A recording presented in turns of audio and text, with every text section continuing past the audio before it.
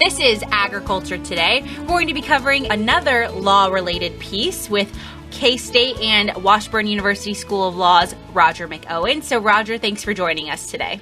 Good to be with you, Samantha. Absolutely. So today we're going to be covering a topic that has to do with foreign ownership of agricultural land. And this has recently become a concern and has actually led to some legislation, from what we understand. Well, that's true. It seems the concern level has picked up, of course, with the Russian invasion of Ukraine. More states have started looking at foreign ownership, but actually it's been on the radar for quite some time. At the federal level, since 1978, we have had the Foreign Investment Disclosure Act that Congress enacted back in 78. And under that law, that really only does one thing. It's an information gathering statute that requires foreign individuals and businesses to report ownership information to the United States when they acquire or transfer an interest in ag land, or when any interest in ag land is held by a foreign person on the day from the start of the effective date of the act forward. And when a non-foreign owner of ag land becomes a foreign person, so if you change your citizenship, there's a reporting requirement. And then when non-ag land owned by a foreign person becomes ag land, so if it gets changed in its status from non-ag to ag land, then there's a reporting requirement. But that has no teeth in it, so to speak, in terms of prohibiting foreign ownership. It just says we're going to monitor who these people are. Mm-hmm. Well, states picked up on that too, and in fact there are 11 states that have some sort of restriction on foreign ownership, and that goes back into the 1970s also. So it's not a new issue, but it has picked up in some states because of concerns about the percentage of foreign ownership of agricultural land in this country. Absolutely, and one of the states as of recently is Indiana, is that correct? It is. There was a bill that became law earlier this year in Indiana that is designed to restrict, to an extent, foreign ownership in agricultural land and make sure they monitor it more closely. It's outlined that bill doesn't include food or national security as concerns, but that's kind of the basis behind why this bill was even thought of. Well, that really is the core reason why we have legal restrictions on foreign ownership of agricultural land. We don't want, from a policy standpoint, individuals that are not loyal to the United States, or individuals that want to do us harm, or countries that want to do us harm, owning our food base. And that really at its core is the reason for these legal restrictions. And indeed, from a historical standpoint, there's a lot of political and power struggle in the world that comes down to who controls the food supply. I'm not sure a lot of people realize that, but if you get your hands on the American food supply chain, you can really mess up a lot of stuff.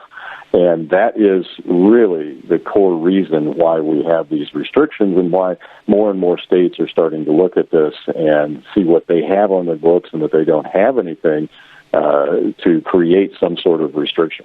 When we think of some of these foreign landowners that actually invest in ag land in the United States, who are some of those major contributors? China. China, in the last decade or so, has really come to the forefront in terms of what they're doing in buying up agricultural land.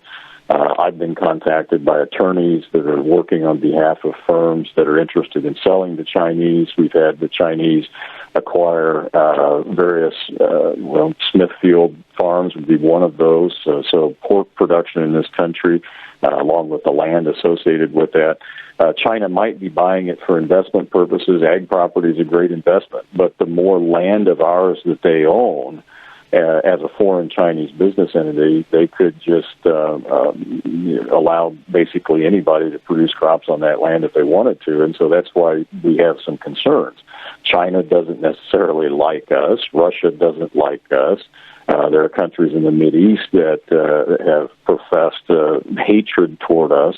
We don't want those countries necessarily owning our food base.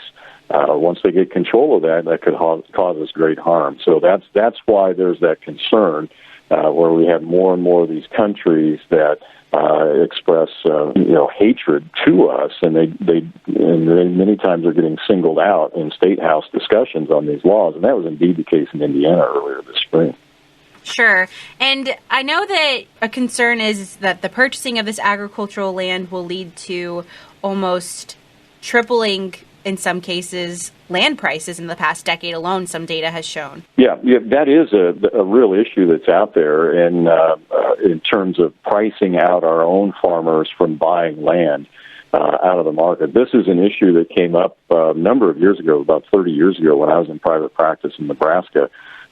In that instance, in the Sandhills in Nebraska, Ted Turner, who is a media mogul, was buying up Nebraska ranch land and was driving up the price for property tax purposes under the Nebraska property tax system. It's based on sale data. Well, if you've got sales that are out of whack, that was getting factored into that base, and it was driving up the property tax base for farmers unduly, farmers and ranchers across Nebraska.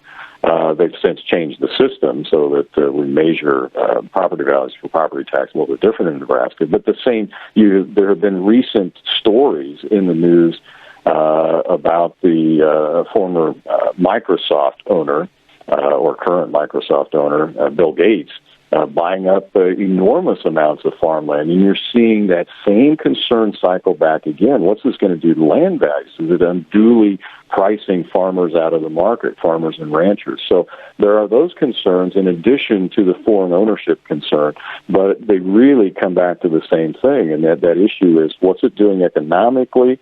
And then you throw on the foreign owner, what's it doing in terms of faithfulness to the country? Are these people going to abide by our laws, or are they trying to get control of our food system? So politicians have a lot of things in the mix to think about when they legislate in this area. Absolutely. And even, when you think about the local level of what the purchasing of this land can do, a lot of times these local businesses are very connected to their local economy and the people that they're surrounded by. That's right. Foreign entities are not connected to the local communities, so they're not beholden to support local retailers and service companies. And also, they may have not a great deal of incentive to follow environmental regulations. So we've got a whole host of concerns on that front too. We get to the issue then of, well, how big of a problem is this? And according to the USDA data that's out there at the end of 2020, foreign investors had an interest in almost 40 million acres of U.S. ag land. I think the number was 37.5 million, around in that category. And it's really ramped up in recent years. From 2009 to 2015, the holdings increased an average of 800,000 acres per year. But since 2015, that rate of growth has accelerated to about 2.2 million acres annually. And so, again, that's putting pressure on legislators to say, hey, we think we need to take a look at this and see what, if anything, needs to be done from a legislative standpoint. When you think of those numbers, like you mentioned, that's a big deal. That's a lot of agricultural land. And it's not only local legislators now that are concerned. There's also rumors that Congress is considering legislation that would limit this.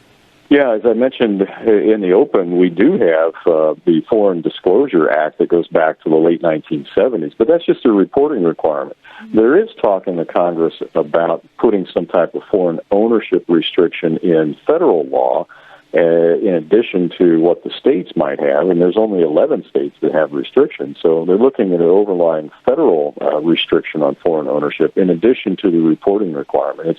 That reporting requirement is viewed to, it doesn't restrict anything, and it's just trying to keep track of who owns what. But many are thinking it's time to move forward with restrictive type legislation. Absolutely. Well, Roger, as always, we thank you for your time and for bringing up these pertinent topics that producers tuning in should be interested in and should be following up to. But if producers are wanting more information regarding this case specifically and this legislation, where can they find that at? On my blog, I've written about this issue in the past, and that can be accessed through my homepage, which is washburnlaw.edu/WALTR. And the blog is down the left side of the homepage. And then once people are on there, they can do a search under the category of regulatory law, and it's kind of scroll back through what I've written, and they'll be able to find it. A general internet search with my name and blog and foreign ownership of agricultural land might be able to pull it up too. You also contributed commentary for the Indiana Lawyer. They recently did a post on this as well. So we'll link that and your website in the show notes of today's episode. But as always, again, we thank you, Roger. That was Roger McEowen. He is the K-State and Washburn University School of Law's Ag Law professor, contributing for this week's Ag Law Update.